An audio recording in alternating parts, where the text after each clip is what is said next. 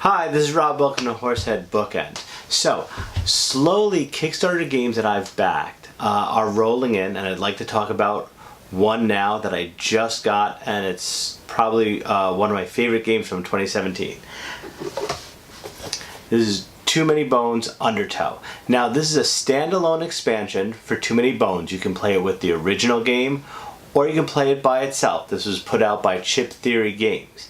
Now, Too Many Bones is a dice building RPG where you assume the role of a gearlock. There are two in Undertow.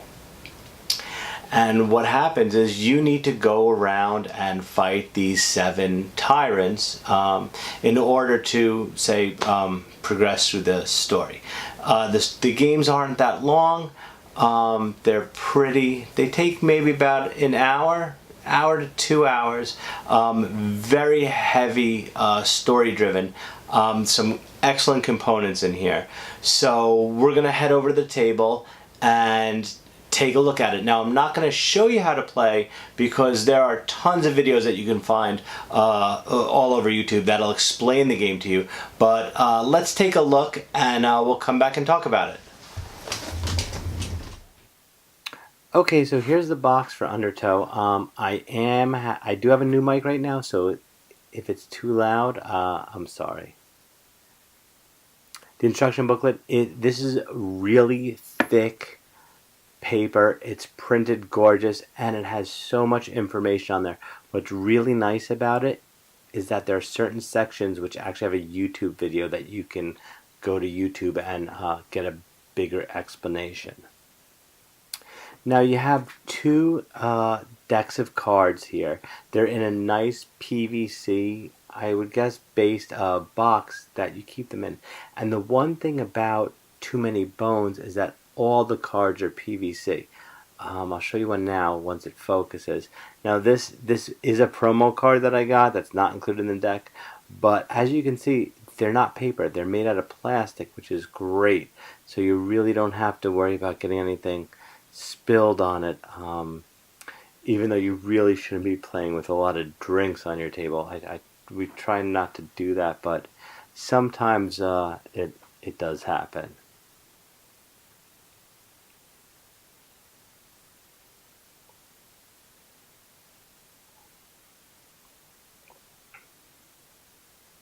Okay, let's take a look at the chips. Now, these aren't the chips you get with the game. These are actually the premium health chips. Here's the nice Chip Theory Games chip holder. Now, the health chips usually are just a normal plastic. But I actually opted to pay for the premium health chips, which I do have for the original Too Many Bones.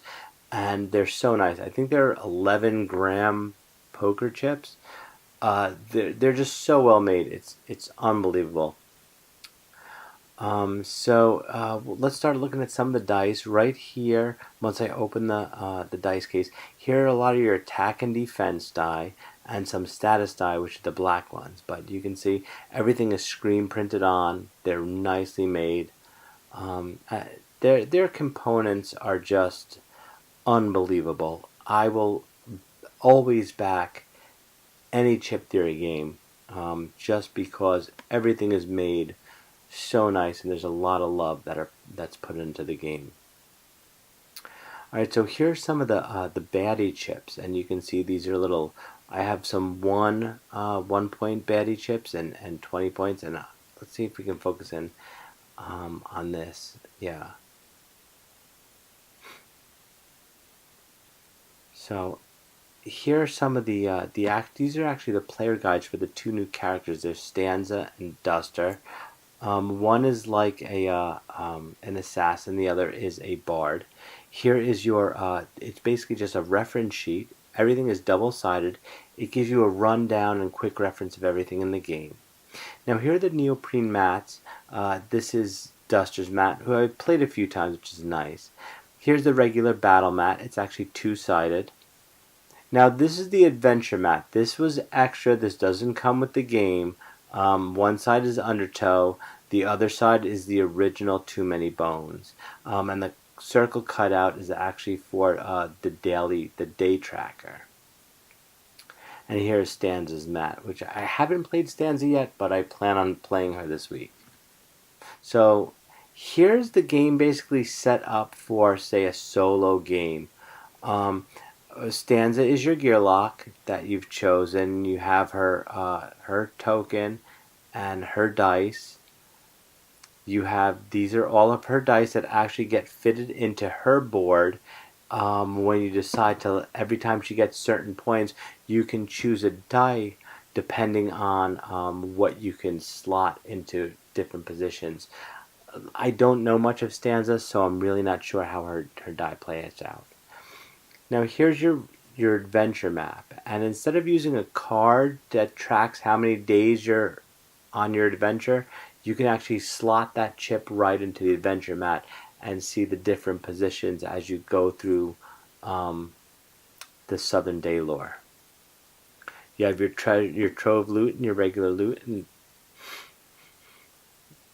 all your cards are set up. Here your attack and defense die ready to go, and here's your baddie points ready to go. So when you have to make your baddie queue, everything's ready. Now this is the one tyrant I decided to go with, which is Colossum, I guess you would pronounce his name, who's basically like a giant gorilla, almost like King Kong.